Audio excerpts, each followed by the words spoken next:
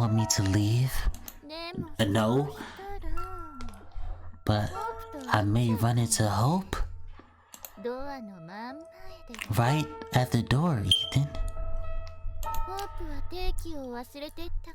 She forgot her pass and it will be here any minute. What will the poor girl think? Oh my god!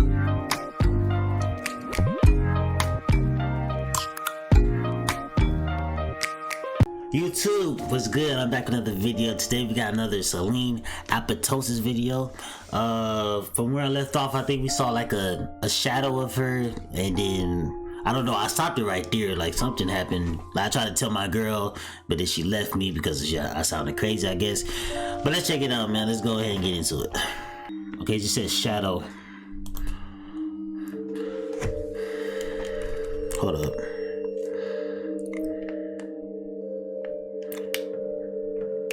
At 73. Alright. Of course there was no one in the room. This has gone too far. Ethan had gone too far, but he couldn't turn back even though he was going to. Wait on. Why not just say it like that? What the fuck is wrong? Hold on, let me show my camera. Alright. Ethan had gone too far, but he couldn't turn back even though he was going to. He didn't even make any coffee. He wanted to get rid of the question that get a good night's sleep and forget about the whole thing. Forget about the shadow that danced in his kitchen. Forget about the pale silhouette that wandered through his apartment. Forget that at this very moment someone is looking at the back of his head, and that look makes his skin feel as cold as the kitchen floor last night as his hairs one by one stand on end. What the fuck? Ethan clenched his teeth, not with anger but with some new emotions he couldn't name. The blood hummed in his ears, louder and louder. Do y'all hear this shit? It will be over after he writes the letter. It will be over. He opened his laptop. His hands were shaking a little and was putting his fingers over the keyboard when his cell phone rang. Ethan flinched. He started blankly for a few seconds as a vibrating rectangle of a glass and plastic crawled across the table. Do not answer. Don't do it. Suddenly he grabbed the phone and pushed the accept button. Ethan himself didn't know how that happened. He just did it. That's all. The phone pressed tight against his ear. He waited for a hoarse, grumbling voice to call his name and to tell him to look behind. Oh my god, bro. What the fuck? I hope this ain't no fucking jump scare. Or what is supposed to happen in case like this. Is this supposed to be a horror game? For real? I thought it was just a fucking novel. A visual novel. Hope. Ethan! I forgot. What was Hope's voice? I think it was Ethan. Hope? Were you expecting someone else? You don't? Okay, sorry. I'm super uneasy and so I'm talking nonsense. Yeah, I'm uneasy too. And that was completely true. Look, I am distracting you right now. You are, and I'm very happy about that. Go on, please. That's great. Look, It didn't come off well at breakfast, right? Yes. I'm sorry I'm sorry. I've been very awful. Oh wait, no, that was me. I'm tripping. Oh God, bro, that was me. My fault. Hold on. No, I'm sorry. Both of us had it hard now, so let's try not to fight, okay? Great idea. Why don't we go out tonight? Say for groceries? Counts as going out, if you ask me. I go crazy being cooped up like this. What the fuck? What you mean? Oh, so that's what's driving me nuts. Should go out for Shinjuki more often. I think that's Shinjuki, right? So what do you say?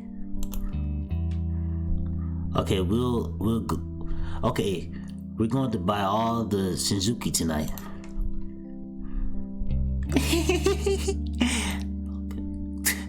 That was Hope's laugh. Ethan suddenly realized that the blood wasn't buzzing in his ears. No one was looking at the back of his head, and if he turned around, he would only see Hope's socks that she left on their chair again. Jesus Christ, I need to slow down, motherfucker. Hope? Huh? I love you. I love you too, very much. See you tonight? After finishing the call, he turned around. The socks were resting peacefully on the chair, which meant everything was okay. He went back to the mail and also then noticed several new newsletters. 2 of them were from his counterpart. Ethan hesitated. He had already decided his course of action considering the question, so there was no harm in taking a look. He won't feel any guilt. After all, he had already done far more than he should have. Of course, he is a lifesaver for those wanting to sell books mentioning historical accuracy, but having no attention to pay for it properly. And so what? He doesn't have to do a perfect job for free. He doesn't even work for free. That's what Ethan thought. Then he opened the 2 letters he got and changed his highly reasonable decision. His counterpart was asking how soon he would get an answer. This happened after all. The tone was very polite and apologetic. He wasn't expecting anything, but he really needed the help of someone competent. According to the emails, he wasn't doing very well. The poor man had been suffering from insomnia for an insane amount of time, and it seems that he too began imagining things. He was as if Ethan saw him from the outside. He suddenly felt very sorry for his acquaintance. Of course, he had begun to feel sorry for himself earlier, but now Ethan felt a sharp, bitter pity. Damn. He realized that if he helps his acquaintance, he will help himself. But if he steps back now, what is the value of a specialist who is afraid of a little challenge? As Hope once said, the career ladder is made of thorn. Of course, he has no longer worked in an office, but professional growth requires twice as much effort if you're self-employed. And besides, Ethan and Hope never gives in easily and forgets her socks on the chair. Hope, who loves him very much, Hope, who will go to the store with him tonight because being cooped up like that can drive one crazy. This must be what was happening to his acquaintance right now. Ethan had to help him. Not because of money, but because he could, and because it was the right thing to do. They will both finish their projects, and then they will have a good rest. They might even go out for a glass of beer tonight. So Ethan thought and got back to the question with the newfound strength. The pages of the book did not, fuck is that word, bro? Did not, rustle in the first corner of the room. The shadows weren't wandering in the corridor, and certainly no one looked at the back of his head until the evening. And in the evening, Hope came back. Oh, Hope is back now? Oh my God. Hope looked up from her magazine and leaned over the armrest. You had to call from the agency. Ethan just got back from the shower. He froze in place, clutching the towel at his waist. Something cold stirred, unfortunately, in his stomach. The project. He had completely forgotten about the agency project, and it had been more than 2 weeks. The deadline was very close. He started for the phone, but Hope just waved her hand lazily. Don't worry, I'll pick up. What did you tell them? I told them you stop eating, sleeping, and loving anything other than work, so they'll get their files all nice and shiny. Pretty accurate, huh? Yeah. Just don't pick up my phone again, okay? Leave my phone where it be. Don't touch my shit. Hope shrugged. Why did I say it like that? Sure. I mean, it was you who asked me to answer the call in the first place. Yes, I know. When I just started working for them, it was important to let them see I'm always in touch. Now that I passed the probation period, there is no point in piling this on you any longer. Thank you for covering for me. No problem. If you're getting a call and I'm not too lazy to go pick up, I can keep watching your back. No, you really shouldn't. This project is complicated. I'd rather deal with it myself. Ethan said, rigid. He never considered himself a good liar, but Hope didn't seem to notice anything. She sighed, pretended to be upset, and rolled her eyes. At that, yeah. Well, now, guess I'm being fired from an unpaid security position without any honors or compensation? Jesus Christ, this big ass fuck. I hate these big ass words, bro. What'd I just do? Oh shit. Capitalism sucks. Ethan leaned over, tugged and strained of blonde hair behind her ear and looked into her eyes. So he's like this. He's like, you know what I'm saying? It's real smooth though, real smooth. His hand remained on Hope's cheek. Wait, what? He go like, your help is very important to me. Hope's hand went over his. She closed her eyes. I know. I shouldn't have done it without you.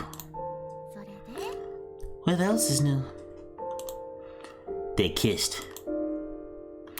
When Hope pulled away, she looked pleased and sly smile on her lips. Are we still going to the store? I'm not sure. You trying to fuck? Oh, hold on. They reached for each other again, but the phone gave a shrill ring. After the phone call this morning, Ethan turned the silent mode off. Oh well. My city needs me. What, bro? We gonna get... Bro, this is the perfect time for... You know what I'm saying? To get something. Ethan briefly pressed his lips to her forehead. What? Hope sighed and slapped his ass. What the fuck is this? Okay, if God exists, he really wants us to buy some Senjusni. I don't know what the fuck. I'll go and get dressed.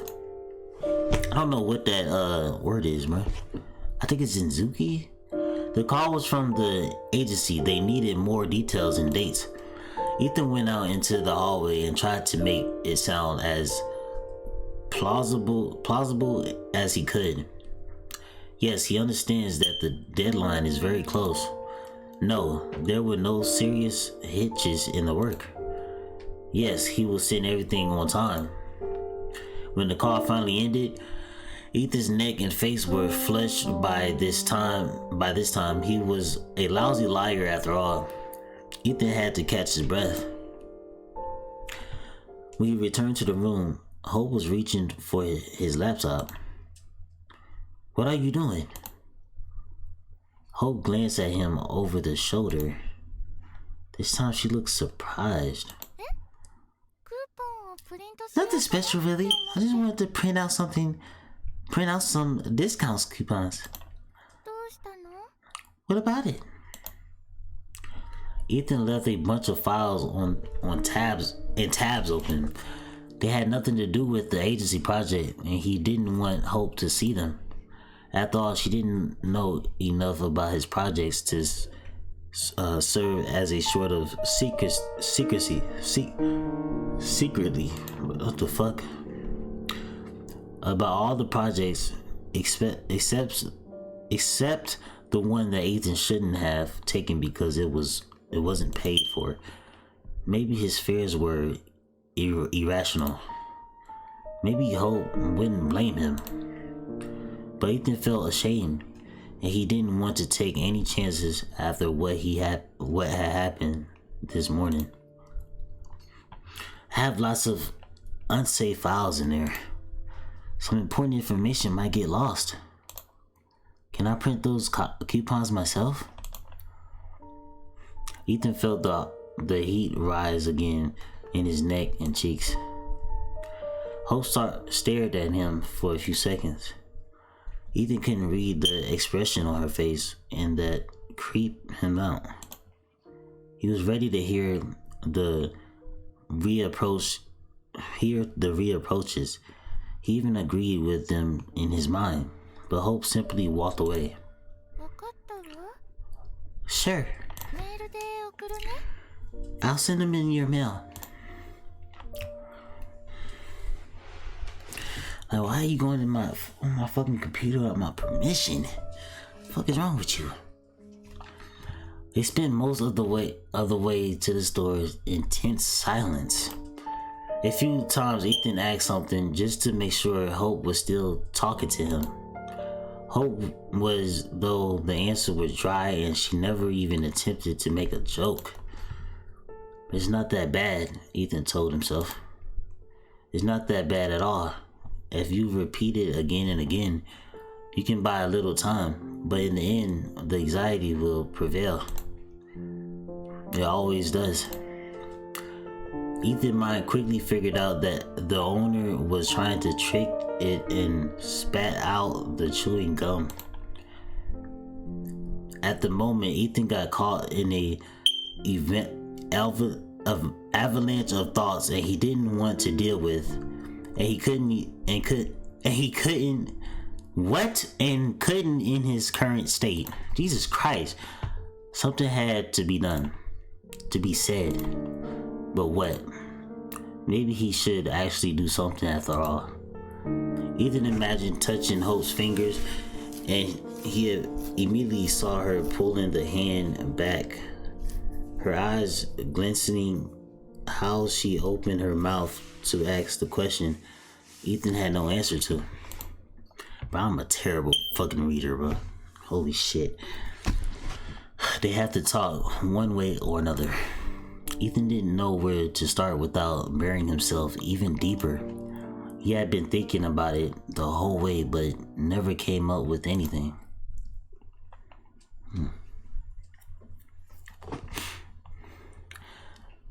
The huge supermarket on the next block, a place they had long dubbed the store, was bustling with life despite the rather late hour.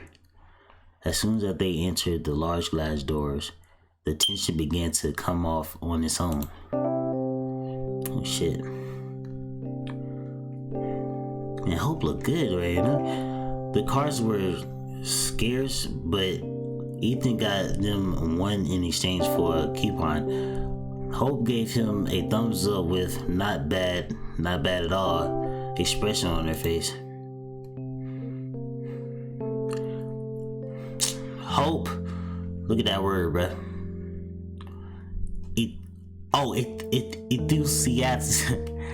Hope enthusiastically presented a hug. A huge, colorful, utterly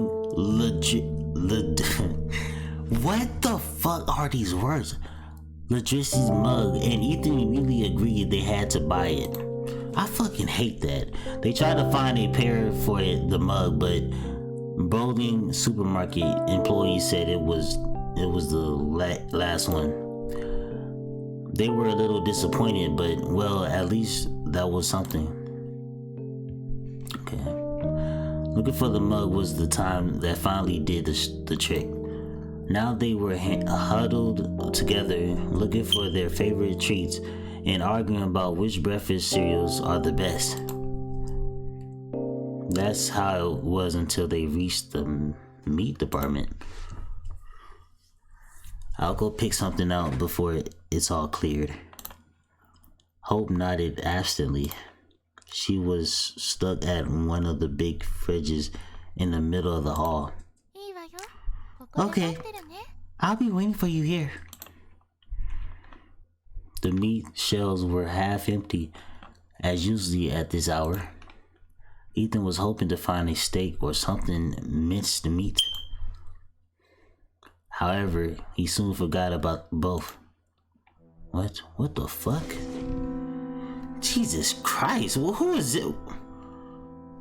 There was a girl standing by one of the shelves. What the fuck? Bro, don't do this shit, bro. Don't do this shit. Ethan couldn't see her face, only her pale back under a white dress with thin straps, and also her Dishville dark hair. But look at her cheek. I could just see the crease right here, the crevice, what is it? Oh, what's up with my camera? Am I lagging? But do y'all see the crevice right here? The crease? I can see that shit. Ethan's cheek was strung with cold as if his face was lying on the shelf in one of those refrigerated display cases. Bro, relax. Just between the pork ribs and a long ribeye in a black polystyrene foam tray. Is that her? Ethan took a few uncertain steps forward, then backed away, almost knocking over a nice old lady. He couldn't even muster an apology, grabbed the first thing that came to hand and turned around the nearest row of shelves. He tried not to run, because it would have looked too stupid. Ethan explained to himself as he reached the end of the row and peered around the corner. The girl was still picking out meat. Isn't what you're doing now stupid too? For sure it is, Ethan agreed with himself. The cold no longer burned his cheek, and the girl seemed quite ordinary. Except she was dressed too lightly for the current weather. but that was still not considered a crime in any of the states. Ethan smiled to his own thoughts. Generally speaking, the girl was rather attractive, and her light clothes allowed one to fully appreciate it. Her thin waist passing into a seductive curve of her hips, and beneath the folds of white fabric, one could make out her rounded buttocks, bro. I told you, I saw what I saw, bro. You can see that shit, like that shit. Her shit thin as fuck. Hope. Thin? What? What? I was asking broccoli or Brussels sprouts. Hope stood still with two colorful plastic bags in her hand, looking at Ethan's questioningly. He blinked several times, squinting as if he had just stepped out into the bright light from a darkened room. When did he get back to Hope? Why was he holding a bottle of Thousand Island dressing? I don't know. He was a little dizzy. Are you alright? Yeah, never mind. I'm sorry, I just lost in thought. Hope tried not to look in the direction Ethan had been focusing on for so long. She really tried, but something trying isn't enough, no matter how much effort you put in. At the very moment, the dark-haired girl, light white dress, was floating away from the meat shelves. She must have finally made her choice. I see. For a moment, Ethan thought both colorful plastic bags were about to slap him in the face. But Hope just smiled and tossed the bags into the cart. Damn, both of them? Jesus. Ethan heard them crunch loudly as they hit the bottom. Well, let's take both. Variety is the spice of life. Holy shit. I just got an achievement. Where's the man without the they haven't bought any Zuzuni. I still don't know that word, by the way. I think it's Shizuni. I don't know. The night he had another dream about the white room. Oh God, not this shit again. What the fuck? The walls were still trembling softly in the cold light. Everything in the room, including the hair, was oozing tension. Anxiously in anticipation of what about to happen. And something was really about to happen. No doubt about it. Oh. Ethan suddenly realized he was looking at the room from an odd angle. He seemed to be standing on something, but he couldn't feel anything under his feet. No support. He tried to look down, but only saw the shimmering air. He had no legs and nothing above the missing legs, as if he was not there. Or rather, he was the shimmering air, the chipped ceiling and the walls that were still trembling. He was the red sofa standing a little away from the center, and a couple of unremarkable white doors on the opposite walls of the room that were not there the last time. And that should not have been there. That should not have been there. Nothing can be done about it now. The doors have appeared and there is nothing that can be done about it now.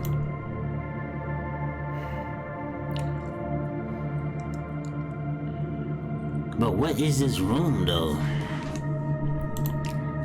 The light grew dim, now pulsing noticeably.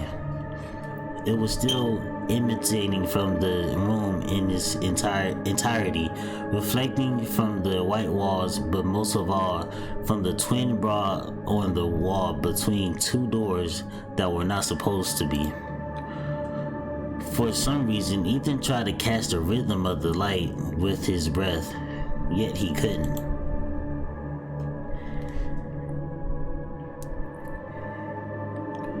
What the fuck?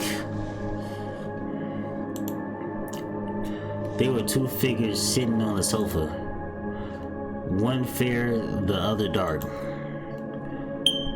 The dark one came into the room through one of the doors, but Ethan couldn't guess which one.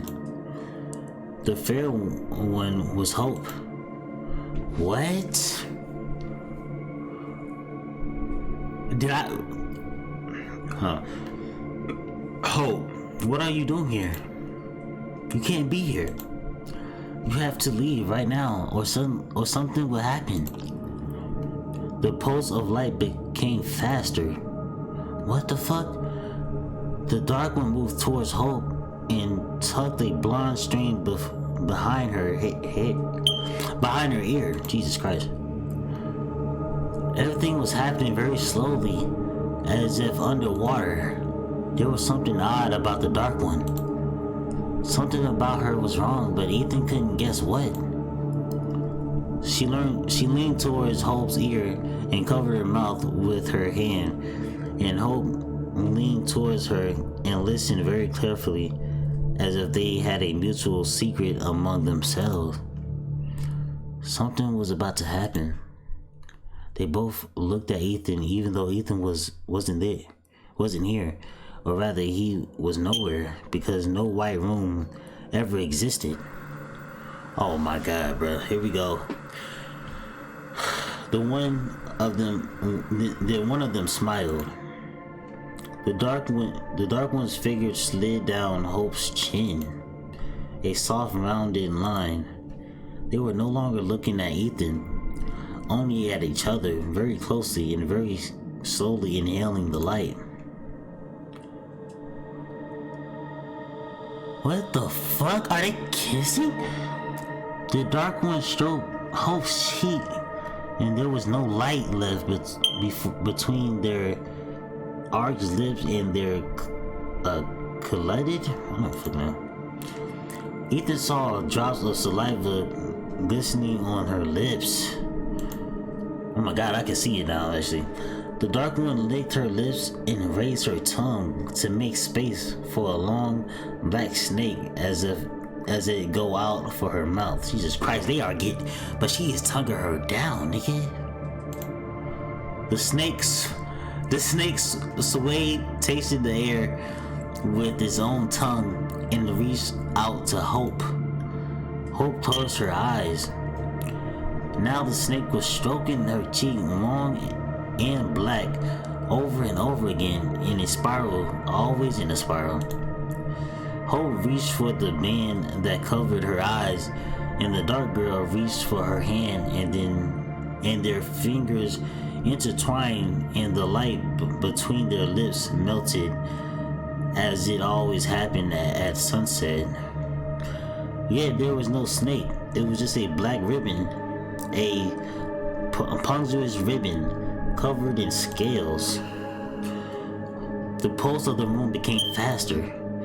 One of the lamps came into an eclipse. She has a number of faces, that's a clue. But I ain't gonna lie, I'm getting a weird ass vibe from this, bro. The bodies of two girls emerged on the red sofa, and as his own flesh was shaking and shrinking, ligaments, veils, bones, vessels in place where they came very close to the shabby red upholstery. His heart rate became faster. Oh my god, faster. But look at her eyes, bro. That shit creeped me out, I ain't gonna lie. And then something happened. Ethan woke up. His breath was bubbling in his throat.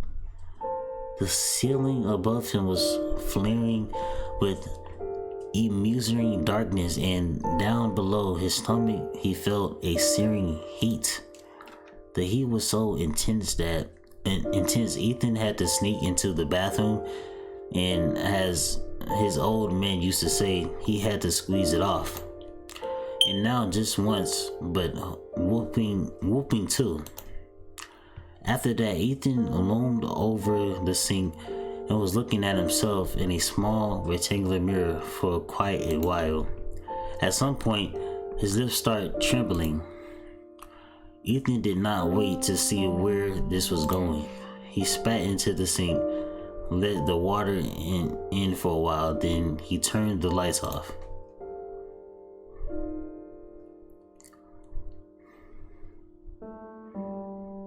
What am I looking at right here? Is that the window? Oh, let me show him how lagging. Ethan didn't want morning to come. He didn't want to wake up to see a hidden grudge of Hope's eyes, to listen to the awkward silence and the size every opportunity to say a word to break it. Hold on, what's this right here? I see something red right here. Hold on, let me check this out.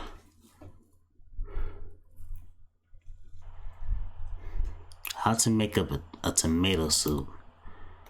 At some point, they had to remove her fingernail in accident at the factory. Bro, who is this fucking Peter Griffin ass nigga, bro? This nigga big as fuck. Look at his neck. Yeah, he don't even got a neck. She got lost. It's legal, but it's painful still. The devil comes from the little cracks they don't tell you at school. That nigga got no neck, bro. I can't take you serious, man. I just can't. No time to cook. We got an answer on the shelf. What the fuck? Tomato soup. Made with fresh tomatoes and I wish you never been born.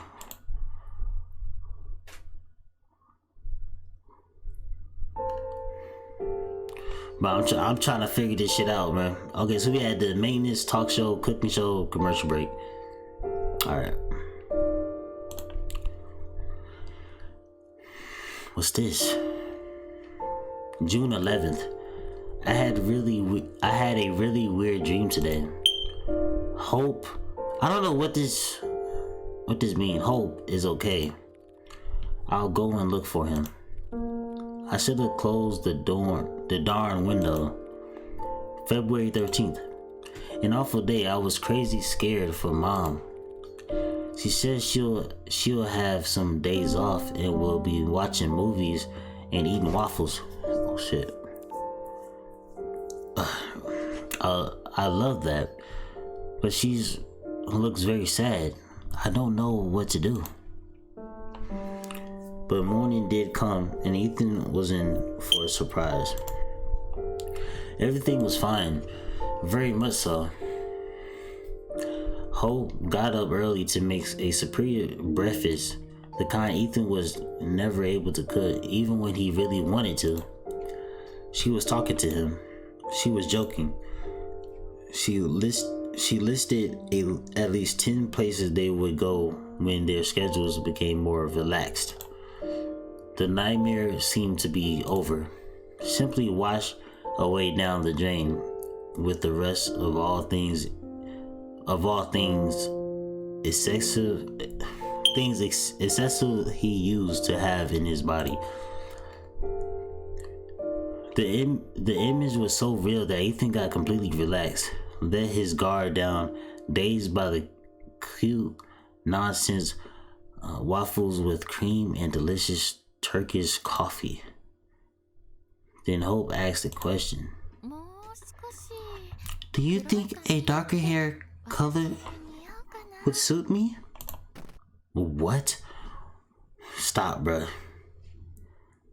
The coffee suddenly turned solid and struck in his throat.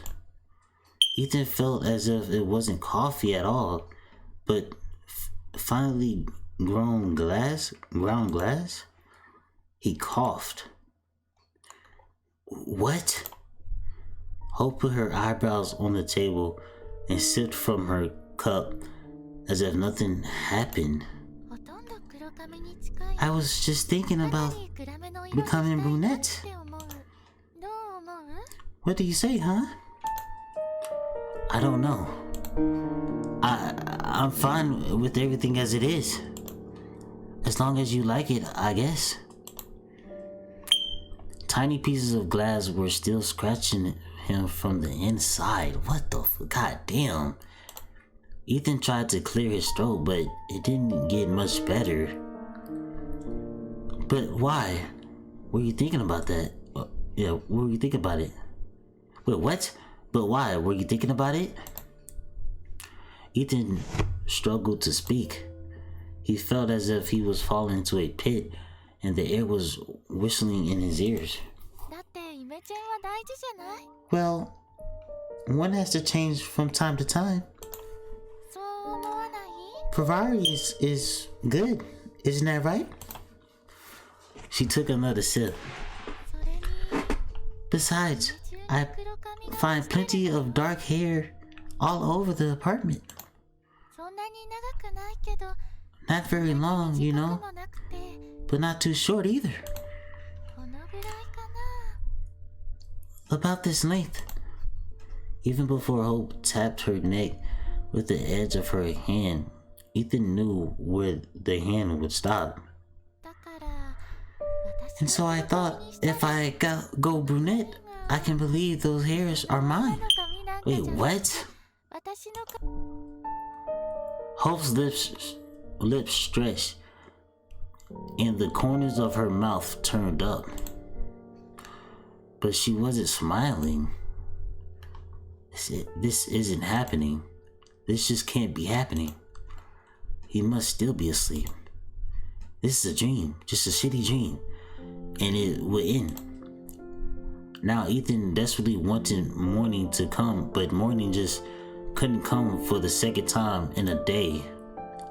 Hope leaned back in her chair and looked at him with her head on the side, a fake smile smoldering on her lips. Something had to be done about it, all of it, right this moment. Come up with an explanation? Try to explain. Wait, what am I explaining though? Am I explaining about the dream? Am I explaining about, oh, the hair? Try to explain? Come up with I think I'm a lie, bro. I don't want her to know about this cat girl, bro. Try to explain, bro. I don't want her to fucking get pissed and leave, man. But she's gonna find out sooner or later. I'm a lie, bro. Oh, the hairs. That's what you're talking about. I mean, I don't mind, but you sure you want to change the color just because of a delivery guy? What? A delivery guy? I should have never lied, because this dude Ethan is stupid, bro. What are you talking about? A delivery guy? Yes. I sometimes order food. I had a lot of dark-haired delivery guys lately. Bro, I should have told the truth, bro. That's a dumb-ass lie, bro. That is a weak-ass lie. Yo, what? Fascinating. What? And what were all those delivery guys doing in our bathtub? I should have told the truth. Bro. This nigga said a delivery guy. I don't know. Of course you don't know. What was that lie? I don't know, Hope. Maybe I got distracted? A couple of times, maybe? You know, if I get a call from the agency, I switched immediately. Hope listened to the explanations with an unreasonable expression. Yes. Why did I fucking lie, bro? Can I reset that? I want to reset that so bad.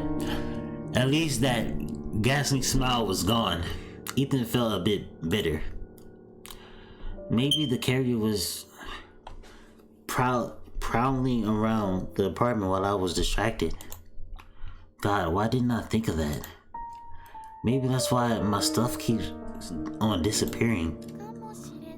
Who knows? Lying ass bitch. Hope smiled bitterly. At least we found out it wasn't a cat, huh? Oh God, yo, okay. I ain't gonna lie, that shit got me, but it wasn't that scary. I ain't get so scared. Ethan felt like all the skin about the collar filled with heat and began to throb. Membranes, valves. Is that a mouth breath? Witch's films, yellow bones, and heart is shiny, just like berry jelly. Pulsating, contracting, trembling. Ethan closed his eyes involuntarily, and if he could squeeze a vision out of them. Ethan, are you okay? You look bad. At least there was no mockery in Hope's voice. Yes. No. Ethan leaned on the table and rubbed his face with his hands, stretching the skin. And even vessels in places where they get very close to the worn red upholsters. But that look like a lip, bruh. That looked like a lip. He clenched his teeth and slapped his cheeks. Slapped his cheeks. The vision finally disappeared. No, everything's not okay. Not okay at all. I'm sorry, I hope, but I don't know what to do about it. And that was true. Is there anything you want to tell me? Ethan shook his head. If I knew what I wanted to say, I wouldn't have said it already. I should just call this police and let them sort it out. It's their job after all. I'm tired of all of this. Hope sighed. I'm tired too, Ethan. And it's not even the end yet. What? It's not the end of the month? I'd never seen her mouth open like that. Perhaps I should start sorting things out now. Otherwise, there will be no bonuses for me when the paycheck arrives. Hope got up slowly, as if hesitantly. Alright, I have to go. I'll be back later. Or I'll be back late. See you tonight. Hope waved her hand weakly. Man, we fucked up, bro. We fucked up. I should have told the truth. Well, we fucked up. I fucked up. When the door shut behind Hope, Ethan stood still for some time, listening to the high-pitched tunities and thinking of nothing. His head either too light or too heavy for his body. Then he felt the small hairs of his neck standing up. Someone was looking at the back of his head. Ethan turned around slowly. I'm calling the police. Ethan spoke each word loud and clear. It was a decent plan, an actual decent one, and it certainly wasn't funny in any way. And yet, the girl sitting on the window still was slightly laughing, covering white teeth with her hand. The girl from the supermarket. The girl from the dream. Oh my God, look at her eyes. She was still wearing a light white dress, even though in the morning the temperature dropped to 53 degrees Fahrenheit and it was going to rain. One of the straps fell down to the side, but the girl was in no hurry to put it back. The swan, I know, why you put it back so quick? The swan her crossed her legs a little, looking at Ethan from under her brow with the smile of a child who had a hilarious mischief in mind. Did I say something funny? The girl quickly raised her eyes and shrugged slightly, still holding back the smile. Just before, she did not make a sound. Ethan even assumed she could be mute, but decided to make one last attempt. Just one question, and then he calls the cops. Who are you? How did you get in here? Wait, no. That's Selene, but I don't gotta ask who are you. I'm saying, how'd you get in? The girl put her lean finger with a net black hair nail to her lips, while the fingers of her other hand shaped a figure of a man. She pointed at the finger with her eyes. Ethan felt sick of the fears that was happening.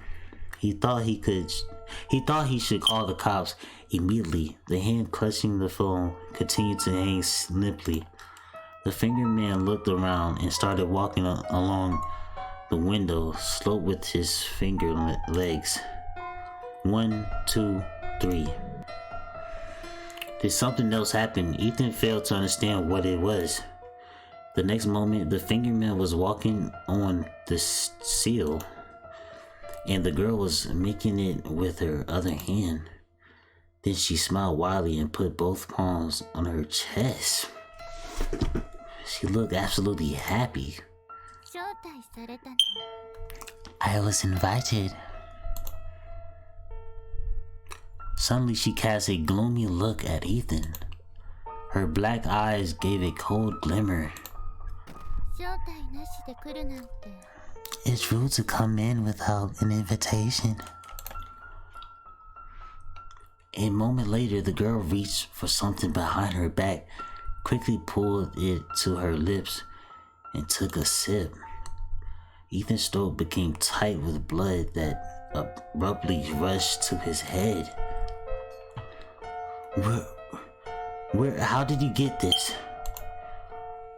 The girl traced Ethan's gesture with a genuinely surprised look, and the next moment she parted her fingers. What the fuck? Hope huge colorful cup, the one they just got at the store, tinkled hurtfully as it struck the floor and then shattered to pieces. Just like that, there was a brief moment when the cup was lying peacefully on the floor. Ethan got enough time to hope it would endure the fall. And then the fragments burst everywhere at once as the furious white light broke out from the inside. But no, this was milk. Just some milk. You should have spoken. Wait, you shouldn't have spooked me, you know? Now look what you've done. The poor cup is so broken. So many many tiny pieces. There's no one to mean in it all. Ethan was suffocating. What the hell are you doing here? What do you want from me? The girl bit her lip and twisted a fallen shoulder strap between fingers. The top of the dress slid even lower. Oh God. Hold on now. Do you want me to leave? No. But I may run into Hope. Right at the door, Ethan. She forgot her pass and it will be here any minute. What will the poor girl think? Oh my God! You don't gotta leave. You can hide, and then when Hope come back, then she'll leave, and then you can come back out if you want. I mean, Jesus Christ! The girl looked over her shoulder and her face instantly lit up. Wait, it's her. Here she is. Hope is simply amazing. Accurate to a minute. Hello? Hello? The girl turned over on her stomach, leaned on the sill, and waved vigorously to someone invisible. Her dress completely slid down. That bitch. Ethan would beat her. Tits are flashing right through the window. What the fuck? Don't come any closer. Drag her away from the window. What?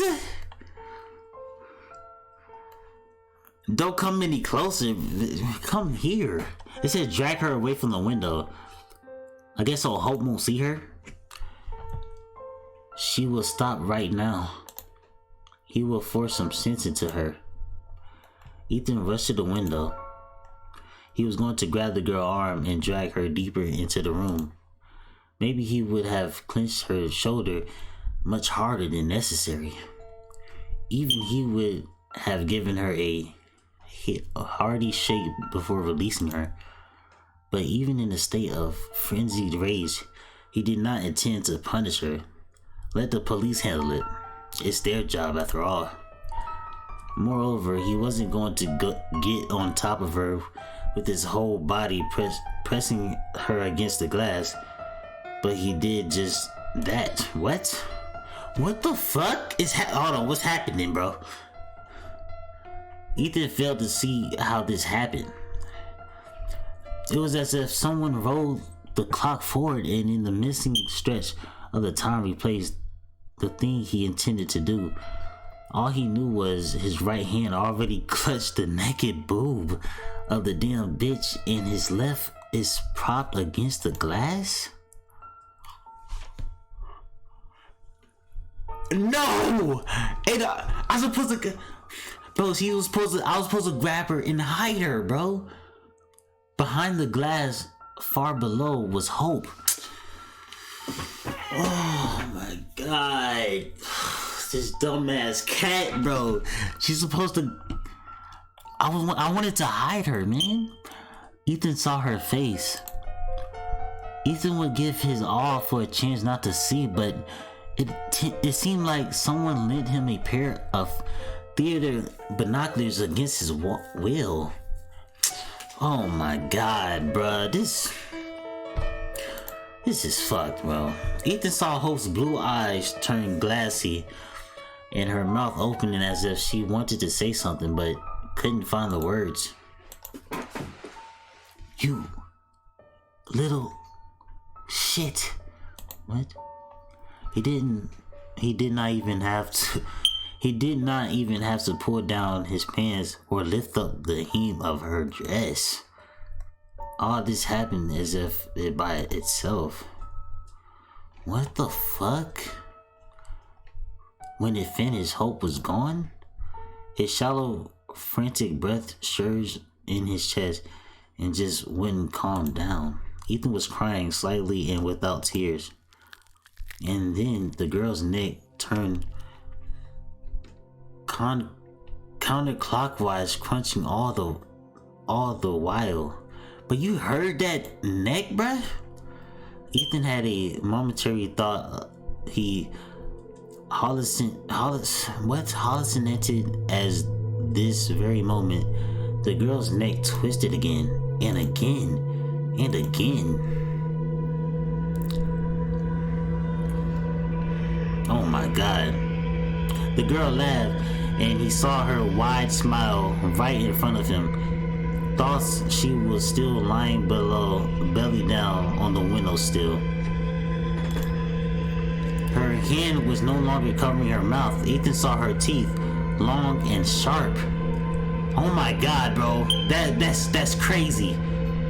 Her bones crunch, her head spin just like the regular wheel on the camera, and her face were switching one after another. grinding all of them. 1, 2, 3, 1, 2, 3. The air got thick and nauseating. Ethan staggered. He knew he would either vomit or pass out, and wasn't sure what will come if it what would come of it up until the moment the visceral blackness swallowed him whole.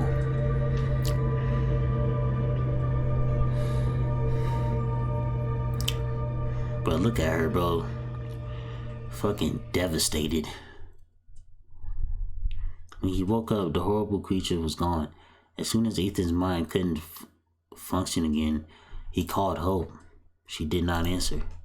Ethan thought he could come to her office, but eventually decided it would only make things worse. I'm confused though, so what happened when I grabbed her? What happened when I grabbed her though, bruh? I don't understand. Hope returned sometime between late at night and early in the morning.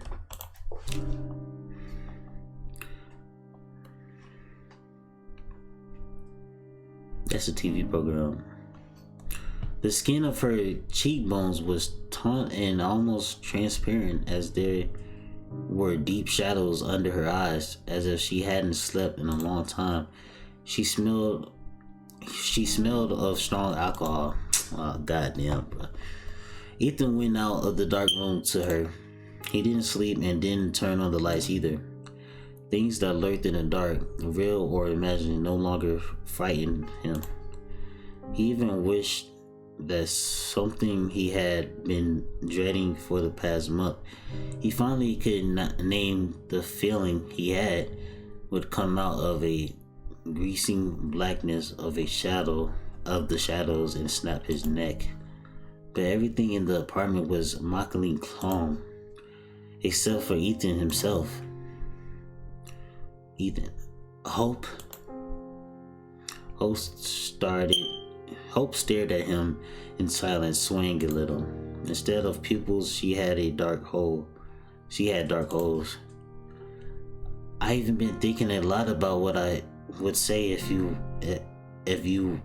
came back. What I can say. What? Whole face showed no emotion. It seemed like she didn't even blink. Anyway, I realized that I can only tell the truth, no matter how crazy it sounds. If I try to cheat, it only gets worse, right? Ethan gave a short, nervous laugh. Anyway, Ethan had plenty of time to think about what he was going to say, but he still didn't know where to start. Some time ago, I don't remember exactly, I started seeing a girl. Who is she, Ethan? I don't know. Is it Sophie? Who? Sophie Wolf? Your student from the online course on? Hope made a vogue gesture with her hand. Movies from the late Victorian era? Ethan didn't know why he said that, but Hope obediently repeated it in a flat voice. I remember you were really impressed with her. You always like smart girls. And this one was also beautiful. Hope, this isn't what you think. Think? Who says I think? Thinking's too painful. Wait, hold on. Ethan disappeared into the room and came back a few minutes later. The darkness of a hallway was diluted by the light of the screen. Hope covered her eyes with her hand, either from the brightness of the screen itself or maybe because she didn't want to see whatever there was. What is it? What is it all about? Here, look. It's Sophie Wolf. On the screen, in fact, was the profile of Sophie Wolf, his student. On the photo, Sophie was squinting, either from the bright sun or because her curly red hair was getting in her eyes. A small brown-haired girl snuggled up to her with a shy smile. They're a nice couple. If I remember right, they had a wedding this year. Then who is? I don't know. And honestly, I don't care. I just want her out of my life, but this bitch follows me. Well, she used to follow, but now I don't think I'll ever see her again. Is it good or bad? Hope, please. If you want to leave, I'll understand. But if you're willing to give me a chance, I promise I'll do my best to mend it all. He couldn't really promise, but he was too eager for the nightmare, real or imagined, to finally end. Bro, did I? Okay. Did Ethan fuck right in front of her, or she just caught her with a girl in the house? That's what I don't get. They didn't really say specifically what happened. I mean, if I did, but I don't know. No more weird stories, please, Hope. They throwing big ass words to me that I don't understand. I don't need anyone but you. If I can get... What? I couldn't finish because Hope kissed him. Oh, he couldn't finish because Hope kissed him. Her bag hit the floor with a thud. The rest of the night actually went fine. Let me get some water, okay.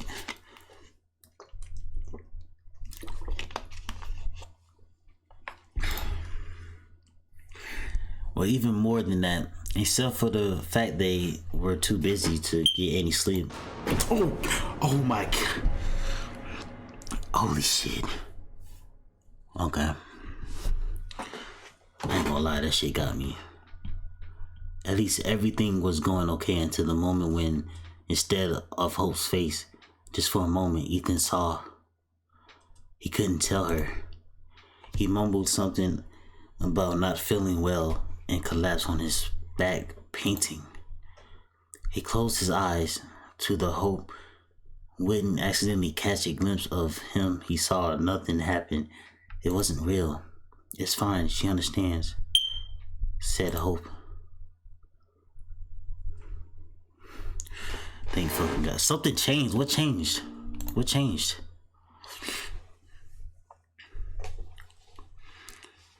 What the fuck changed, bro? Where's Timo? Let's look for him together. Maybe he's up the tree chasing the birds. No, I can't see him. Maybe he's in the reeds watching the fish. No. Let's look some more.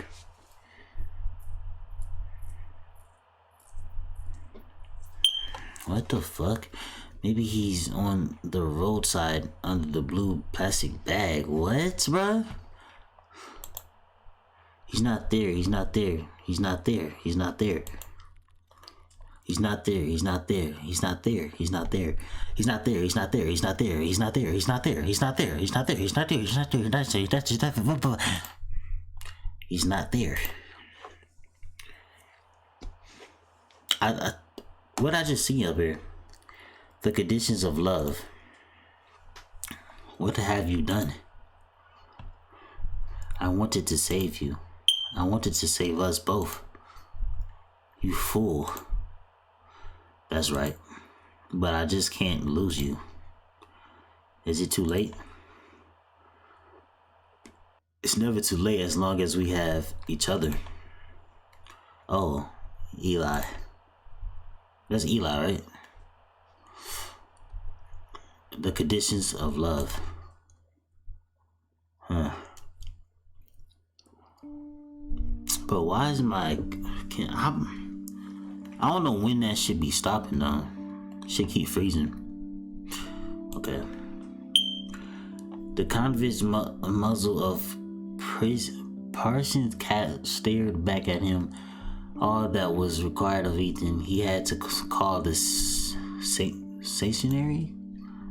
cattery A simply task, but Ethan hesitated. It was hard for him to get used to the idea of one of the pop-eyed creatures walking around their apartment. During the day, it will nap where it pleased, and at night, sneak into the kitchen to play with the shadows that move by themselves. And its eyes will turn into two saucers of black and green narcosis of the light reaches them. Ancient people believe cats could walk between worlds and see spirits. Looking at precise, I don't fucking know, bro. Ethan hardly believed they could even breathe or on their own. And yet, in the Ethan Harrison from the 21st century agreed with the ancient people, there was something sinister about them. In any case, he could call the cattery. For hope's sake, for the sake of them both, since he had made the decision, Ethan already picked up the phone and was about to proceed with the plan when he heard the key turn in the entrance door. Something about the wound him up. It was barely 5 o'clock in the evening, which was in any way very early for Hope to be back. If everything was fine, that is. Ethan closed his laptop and went out into the hallway. For a long time, he couldn't say a single word, and when he could speak again, he only managed one question. What have I done? Hope's smile faded, and for the first time in 4.5 or even 5 years they've been a couple, Ethan was glad of it. What the fuck is this? Wait, that's not Hope. She had black hair. In fact, there was nothing surprising about it. As if the new haircut and the new hair color, Hope looked unbearably, insanely similar to the creature at the window. Oh, she dyed her hair. I remember she's gonna dye her hair brunette. Hope's lips turned white, trembling. This didn't help, did it? Any of it? You can't love me even now, right? What are you talking about? Isn't it obvious? I see how you look at me. You're disgusted. You try your best to touch me as little as possible. And no matter what I do, no matter what I try, it doesn't help. Admit it. You never loved her. You didn't, right, Ethan? She was convenient, and that's about it. Shit was makes the flowers grow. Your flowers grew so much, didn't they, Ethan? Didn't they? Oh my. Ethan would never hit his wife. More than that, he would never hit a woman, but what spoke to him was neither his wife nor a woman.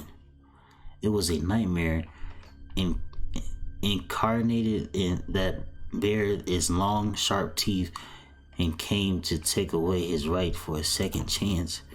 Or so Ethan thought at the time. The punch turned out somewhat pathetic, but you have to take into account that wife beating is not a fairground attraction. When you hit your wife properly, a mark does not fly up to the highlighted sign, a good one. Although this was only indirectly related to the early Renaissance, Ethan had expertise in the matter since his old man's fist used to itch often. If there was something like that, he would know. However, any sign could light up at the moment. It would say something like, "You're scum, Ethan."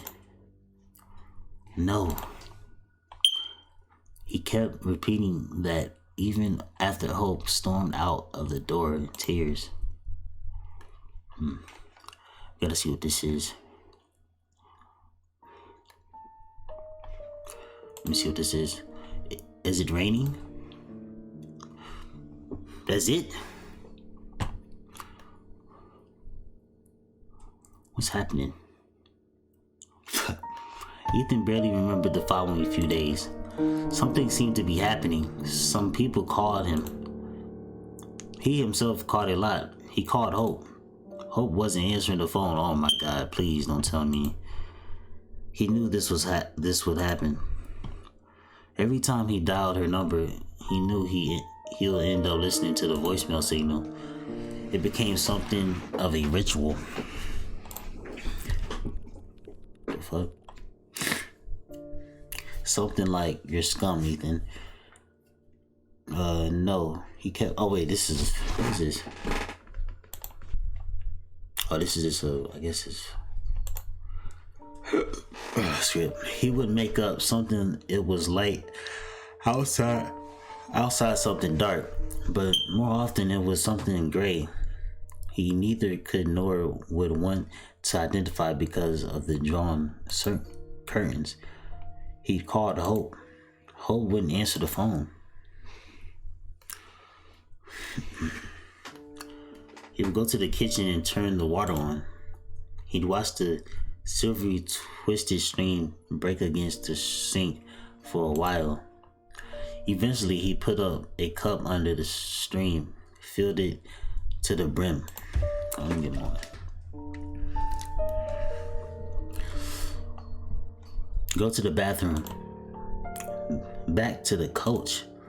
It's too bad to be true. All of this can't be real.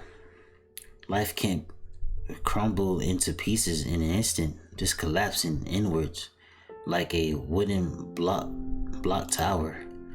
Ethan couldn't remember the name of that game. Once he had Hope went to see. He and Hope. It's too bad. All of this can't be real. He didn't do anything. Could it be that he didn't do anything? Oh shit, bruh. No. He hit Hope. Damn, he hit her, bro? He hit her. And the red blot spread across her cheek. It was too dark to see, but Ethan knew how it goes. How could he do that? What happens now? What can happen now? These thoughts were like a bunch of needles he tried to swallow over and over. Sometimes he managed to briefly forget about them.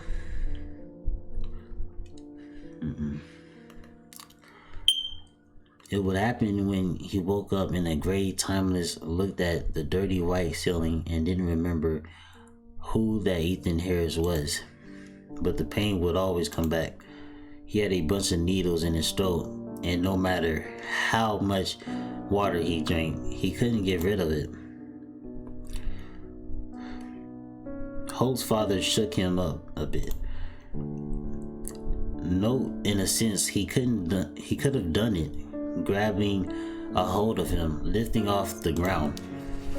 Hope's father was a tough man, and despite his age, he could have hit Ethan hard.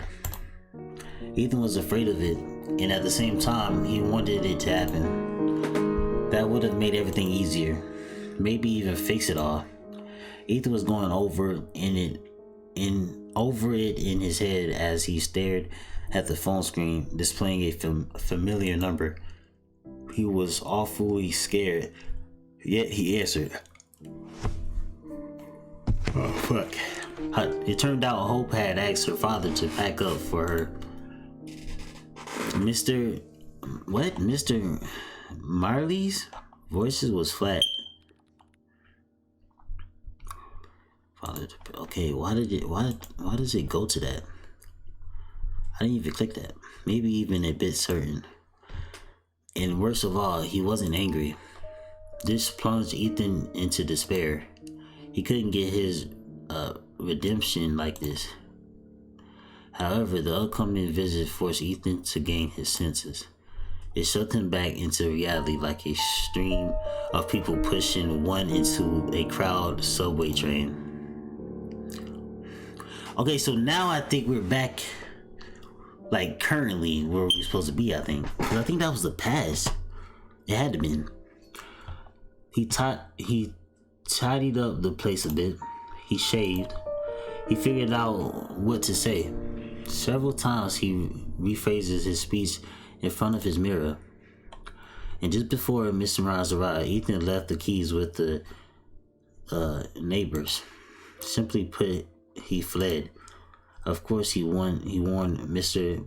Marley's beforehand with a message because he didn't have the heart to call. Ethan wanted Mr. Mars to pick up what he had to and get out as soon as possible. Mr. Marley's wasn't going to help. That's for sure. He wasn't going to help, which meant he simply got between Ethan's and his wife. Ethan was angry with Mr. Marley's like he was the source of all the trouble. Anger was boiling up inside him, mixing with cheap coffee and turning into caustic acid. There was nothing rational about this feeling. Ethan had plenty of time to think about it, so waited to examine under a magnificent glass. Shit. He was sitting in a small cafe on the corner of the street until the street got dark. He would have stayed there even longer if a waiter hadn't come to his table to tell the place was closing. Ethan nodded absently and asked for a moment to use the bathroom. Again, there was nothing rational about being angry with Mr. Marys, and to be honest, it was pathetic. Just like hating your wife and then running away not to face her father.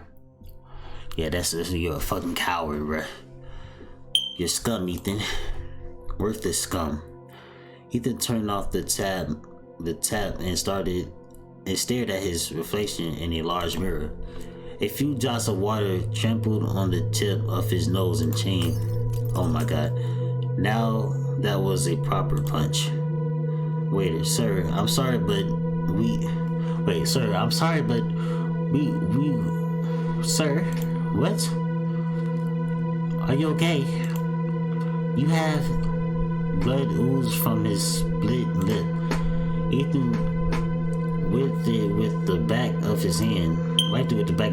Yes, I'm fine. Sorry, I didn't mean to keep you. He smiled. The fresh wound got swollen with blood again. A red blotch spread across his face, just as it should.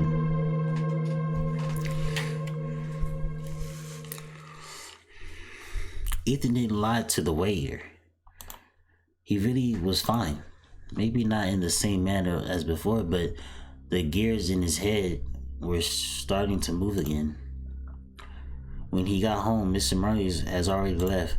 Turned out that he didn't even take the keys from the neighbors.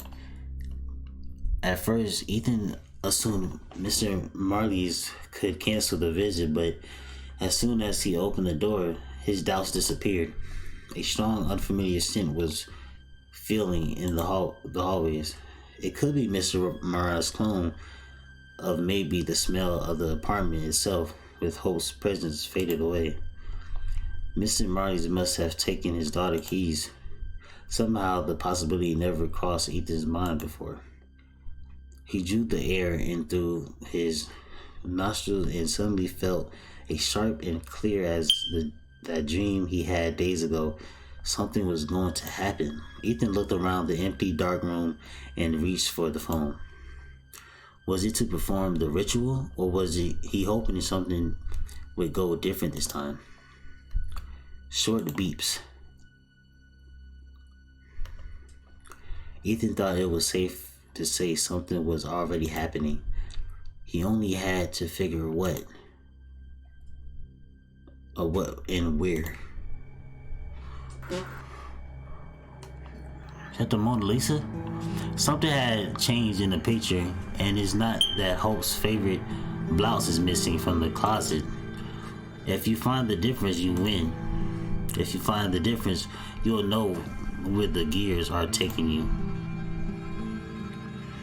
Look at that shit. The hallway. What the fuck? Was this there the whole time, or am I tripping?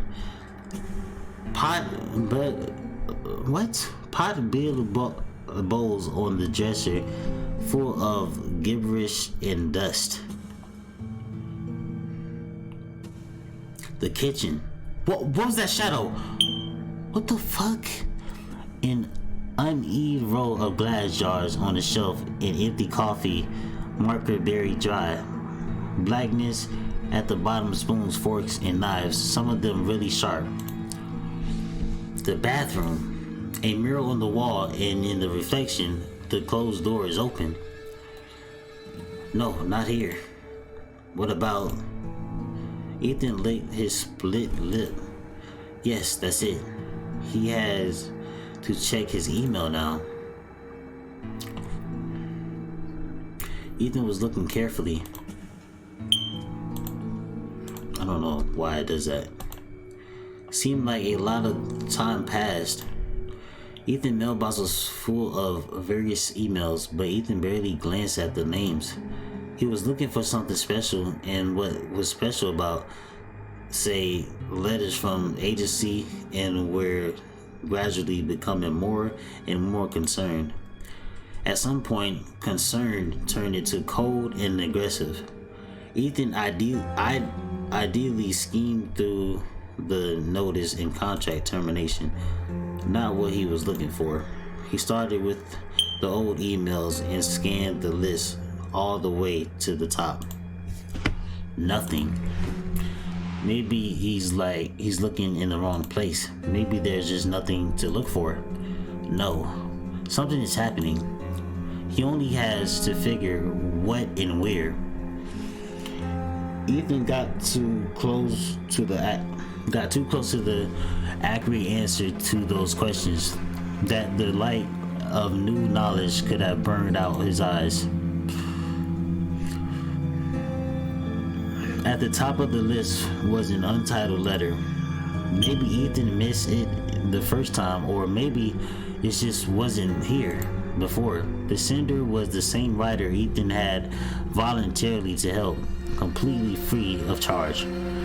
Ethan's lungs turned into a deflated pool ball. He clicked on the name of the letter without a name. Of course, the letter actually had a name. Mail clients carefully add untitled to the empty line just in case you're losing it when you type your emails, because something got out of the open door in the bathroom mirror. The poor guy begged Ethan to come. The Ethan mail said he couldn't sleep. He was scared, exhausted, and didn't know who else to ask. Something will get him very soon if he won't figure anything out. He didn't know if it was related to the work he was doing. He didn't know how to drive away what had settled in his house. He only knew that sometimes Interesting Hungry was looking at him from the darkness. You know what I am, right? Ethan knew. By the time he finished reading the letter, Ethan already knew what he should do. Answer the call? Don't interfere. What?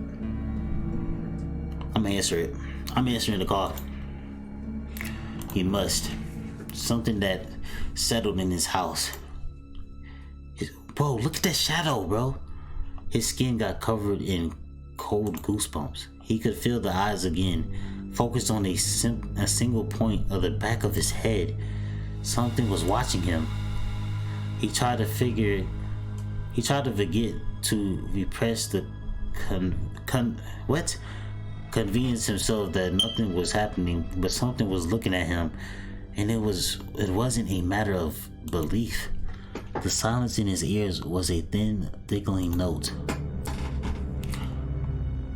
It was watching. Ethan jumped on his feet, frantically looking around. A sort desperate cry escaped from his chest, and his eyes, with a puzzling mesh of bush capitalizing open wide. There was nothing behind him, nothing but the black void of the room, but he couldn't trust it. Ethan knew he wasn't alone. God Almighty, he wasn't alone. Ethan wiped his mouth. A long red smear appeared on his sleeve and ruffled his hair. The skin on the back of his neck was scalding cold. Ethan was afraid, but what was he afraid of? He tried to think crushingly to crumble his formless, unfathomable terror into a single image, but couldn't. He was afraid of the shadows, of the unfamiliar smell of the apartment, of those thoughts that fluttered in his head like trapped moths.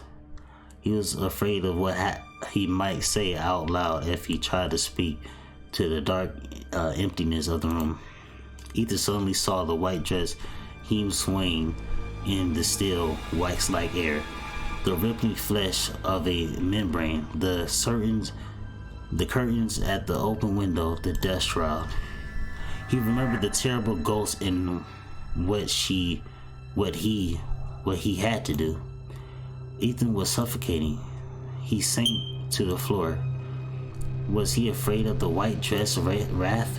Yes, but the fear was deeper, bigger, and the source of it was elsewhere. This was not the cause, but one of the effects. The dark room swayed before his eyes. It was eternally alive. Ethan could smell its foul breath. He has to go. He had to find the house from the letter. Maybe then he'll find the answers to. Maybe the two of them will figure out a way to escape. Jesus Christ. When Ethan crossed the threshold of his apartment, the hardest thing was not to run. What am I looking at here? He found the right street with no trouble at all. The roads in the part of the suburb formed a simple, clear scheme, so he didn't need any help. Still, Ethan desperately wanted to pull up in front of a little house with the light still on, run up on the porch, knock on the door, and ask anything. Ethan swallowed with a dry throat and kept driving. House number 8 was hidden behind the trees, cut off from its neighbors by a whole lawn. Hell, you can't call this a lawn anymore. The grass crept into the cracks in the driveway and had taken root there in thick tufts among the weeds on the lawn, while Mint stirred its sleeve drowsily, just as if in Emir's hand torn out a patch from one of the fields. Ethan was driving by on his way here and left it in the middle of a sleepy street as a prank. The night outside Ethan's car was fresh and cold.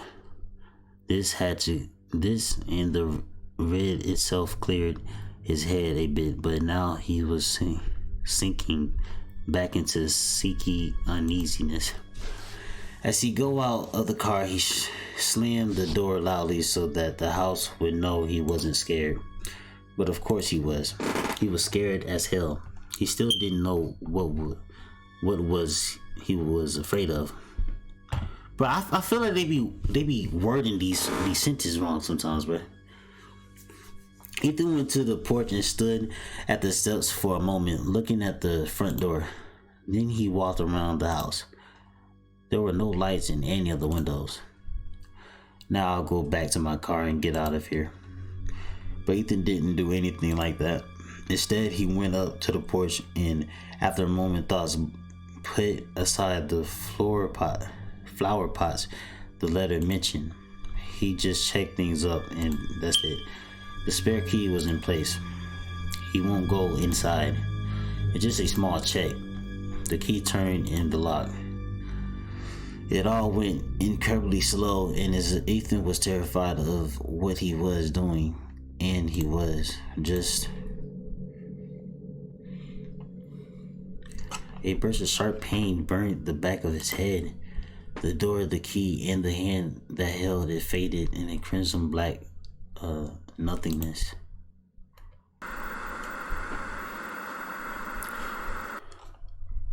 Ethan was seeing a terrible dream. Oh God, bro. He was back in that white room with Hope. Hope sat on the faded red sofa, her hands clasped in her lap. Her eyes were staring into nothing. Ethan thought Hope wasn't seeing him again, but she was. Hope looked up at him with her blue eyes, and in reeling horror, Ethan realized how much pain there was in them. Look at her eyes. She had the key, Ethan. All the time, she had the key. She had all the keys. Who? Ethan wanted to ask, but didn't have time because Hope wasn't there anymore. What the fuck? Only her head kept lying on the sofa, served oozing blood from the stump of her neck. Suddenly, the head moved. Ethan tried to scream and he couldn't, as he had no mouth. What am I looking at? Wait, am I looking at? I'm looking at Okay, I'm looking at her head, and her head is on somebody's lap. I think that cat girl's lap. All he could do was watch Hope's terrible, severed head and slowly turning towards him, looking for him with dry, glassy eyes. Watch the black snakes moving in her eyes, and a mess of yellow red in turn spilling out of the ripped, guttered sofa. Oh my God, Ethan tried to scream again. The aromatic vision faded, but the eyes remained Hope's empty, lifeless eyes. Jesus. Though the tough, throbbing pain, Ethan didn't realize right away that he was actually seeing them. Hope sat opposite to him, pale in the moonlight. Both of them were in the same room. Ethan reached for her with all his being, but he couldn't move. He was well tied. Hope's hair was light and long again. Is this a wig? The thought was out of place, almost ridiculously. Ethan, what did you do? What did you do this? Why did you do this, Jesus? Why did you do all of this? He might have believed that she really needed an answer, if not for a tightly rolled gag in his mouth. Oh shit, hold on. Now, I have to kill you. I have to.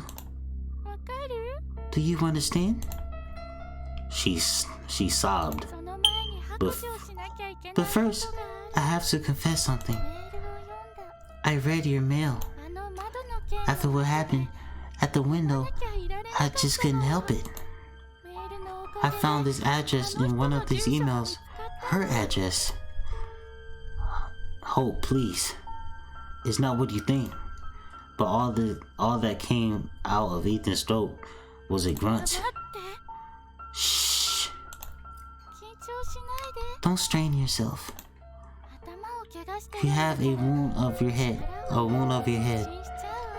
And if you strain yourself, you may lose consciousness. I haven't told you everything yet. It's important for me to share. Laura says it helps. I don't know. Does it help, Ethan? Another sob. I parked nearby and waited for so long. I know you were coming sooner or later. I saw her come and go, and you weren't there. I was beginning to doubt it, but you didn't come. You are here. Ho smiled, yet her eyes remained blank. I'm so tired. You may hate me for it, but I had to confess. It's not an easy task for me, you know? I hate lying. I'm sick of myself, Ethan. Why does it have to end like this? Ethan didn't have an answer. My problem is that I can't lose. I never learned to. I tried, Ethan. I tried so hard, but this is stronger than me. You know, when I was a little girl, my dad took me to the pool. I couldn't swim, and he wanted us to go kayaking together. I had those huge inflatable armbands with tiny cute bear cubs on them. Can you imagine? Again, the terrible glassy smile. And so the lesson ended, and I still had no idea what I was supposed to do. But I couldn't let my daddy down, so I kept floundering in the pool until my lips turned blue. The coach had to literally pull me out of the water.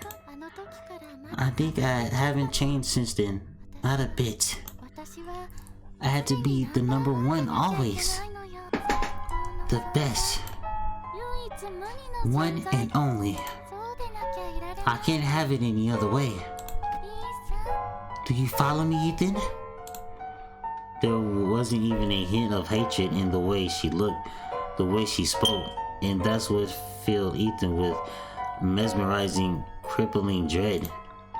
Hope loomed over him, the pipe in her hands so close that Ethan could see the rust scabs clearly.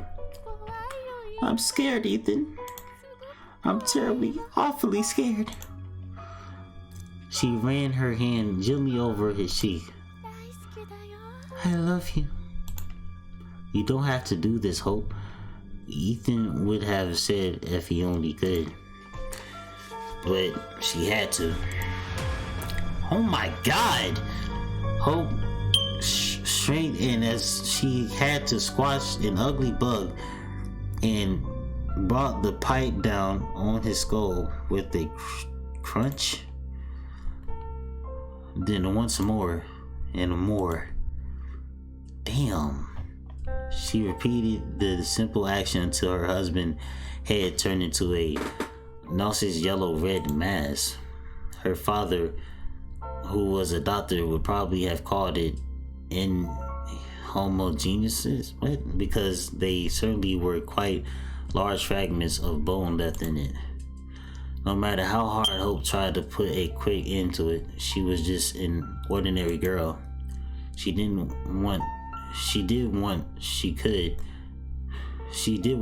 replacing the lack of ability with effort. What?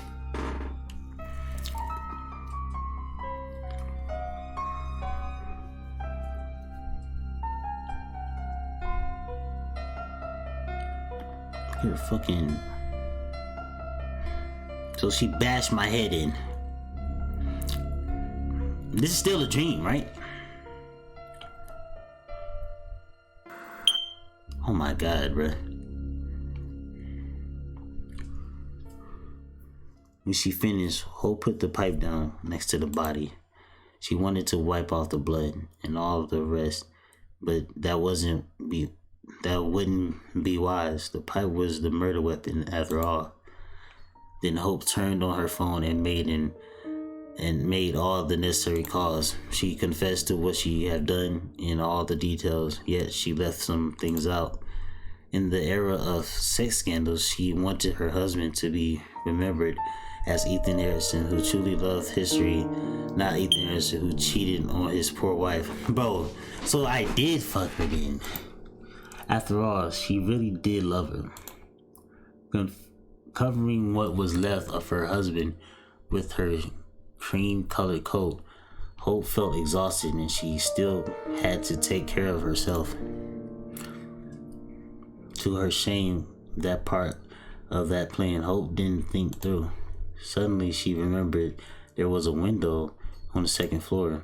The thought was simply clear, almost joyous, and did not quite belong to her.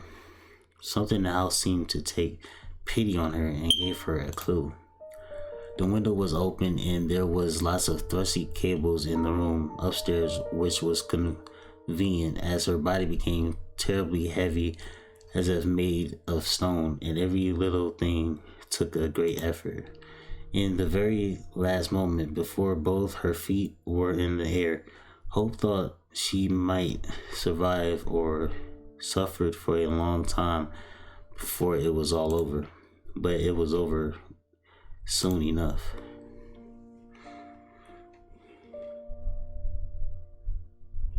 Ending 5 out of 6. Wait, that was it? Wait, 5? It's 6 different endings? What? No way. I didn't even know I was gonna finish this.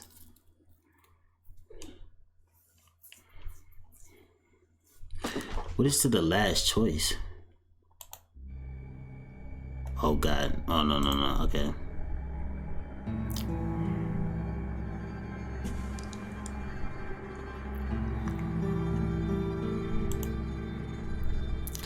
No, you saved, bro. Okay, so I mean, I guess I beat it. But there's 6 different endings, so I want to know the other endings. I might just have to do it myself. I didn't know I was going to get done. I didn't know I was going to finish this. I thought it was going to be more. But man, I hope y'all enjoyed, bro.